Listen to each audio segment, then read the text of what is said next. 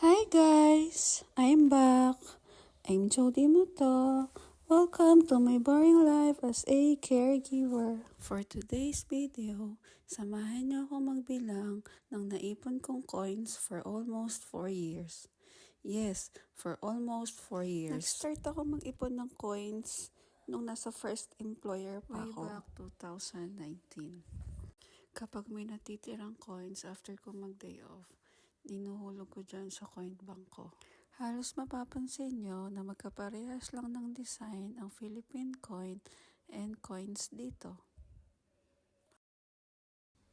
Main reason kung bakit ko binuksan itong ipon ko kasi na-short ako this month. May iba sanang paglalaanan yan. Kaya lang, I had to open it. Mag-iipon na lang ulit. Malay mo, mas madami pa siya next time. Sino sa inyo ang naglalagay ng sulat o letter kapag mag-iipon? Ako kasi simula nung bata pa. Kapag mag-i-start ako mag-ipon, kumukuha pa kami ng kawayan, yung bamboo tree. Tapos dun kami mag-iipon. Pero bago kami maghulog ng coins, hinuhulugan muna namin ng sulat. Ginagawa nyo rin ba yun? O ayan, may napasama pang 10 pesos. Siguro hindi ko napansin.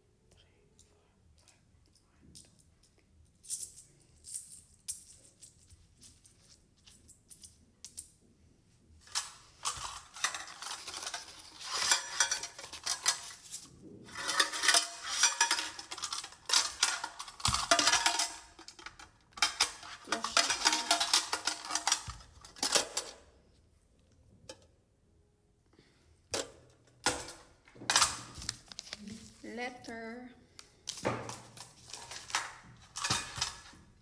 Okay. 5. So, 1, 2, 3, 4, 5, 6, 7, 8, 9, 10. 1,175. 1,175. Thank you for watching. Bye!